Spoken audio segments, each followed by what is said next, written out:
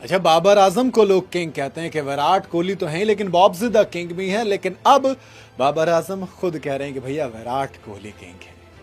बड़ी बात होती है ये, क्योंकि अक्सर आपने देखा होगा ये बाबर वर्सेस विराट के फैंस बड़े भिड़ते हैं। हालांकि बाबर आजम फिलहाल तो विराट कोहली के आसपास भी नजर नहीं आते, लेकिन अब जब बाबर आजम से खुद पूछा गया कि बाबर आप बताइए, फैब फोर की अक्सर बात चलती है कि कोहली, स्मिथ, रूट और विलियमसन, इसमें एक्चुअल में है कौन टॉप पर?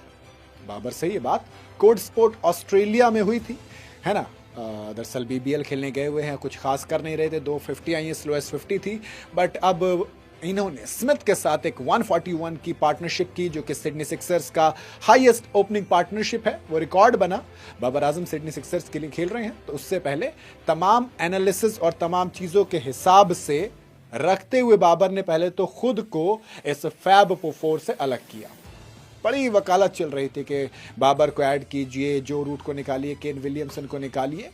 बाबर खुद ही बाहर हो गए। उन्होंने क्लियर कहा कि देखो, अलग अलग हिसाब से देखा जाएगा।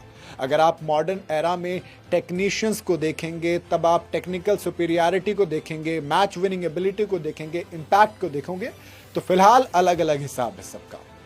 जी हाँ, जब ऑल फॉर्मेट की बात होती है तो फिर बाबर सबसे ऊपर किसको रखते हैं? बाबर सबसे ऊपर रखते हैं डोमिनेंस के किंग को, जिसने व्हाइट बॉल फॉर्मेट में धुआं उठाया है, रेड बॉल में मास्टर है, वो नाम है विराट कोहली। जी हाँ, उन्होंने कहा कि जब आप ऑल फॉर्मेट की बात करोगे, तीनों फॉर्मेट की रैंकिंग में नंबर 1 सिर्फ एक ही खिलाड़ी रहा इनमें से, वो कोई और नहीं, वो विराट कोहली है। इसलिए उस चीज को समझते हुए बाबर ने सबसे पहले सबसे ऊपर किसको रखा? उन्होंने रखा ऑल फॉर्मेट में विराट कोहली को। नंबर 2 पर रखा स्टीव स्मिथ को। स्टीव स्मिथ भाई T20 फॉर्मेट में भी जब आप बीबीएल में देखते हैं तो अलग नजर आते हैं, हालांकि छोड़ चुके हैं। टेस्ट क्रिकेट को प्रायोरिटी दे रहे हैं, T20 में उतनी जगह मिलती नहीं है, ओडीआई से रिटायर हो चुके हैं। T20 में अब मौका मिले ऑस्ट्रेलियन साइड में, वो तो ना की बराबर है, लेकिन फिलहाल आप सिंपल सी चीज रखेंगे कि बावजूद इसके वो नंबर 2 पर जरूर है। नंबर 3 पर उन्होंने केन विलियमसन को रखा है ऑल फॉर्मेट में।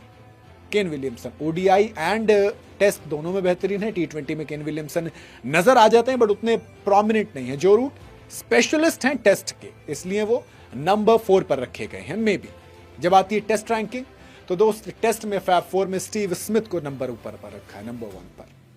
मॉडर्न डे ब्रैडमैन कहा जाता है। तमाम चीजें एवरेज के मुकाबले में कोई नहीं है टेस्ट क्रिकेट के अंदर, जैसे सेंचुरीज लगा रहे हैं, प्लस स्टैंड इन कैप्टन भी ऑस्ट्रेलिया के। सैंडपेपर गेट से पहले फुल टाइम कैप्टन हुआ करते थे, लेकिन अब चीजें बदल गई हैं। जोसेफ एडवर्ड रूट नंबर 2 पर हैं। भाई साहब, बड़ा मुश्किल है इस चीज को समझना, लेकिन जो रूट को बाबर आजम ने नंबर 2 पर रखा है। करंट एरा में जब आप 21 के बाद से कन्वर्जन रेट देखेंगे हंड्रेड्स का, तो तीनों ने मिला के इतने नहीं मारे जितने जो रूट ने अकेले सेंचुरीज मार दी हैं, लेकिन बावजूद इसके बाबर आजम ने इनको नंबर 2 पर रखा है। नंबर 3 पर विराट कोहली को रखा है टेस्ट क्रिकेट के अंदर।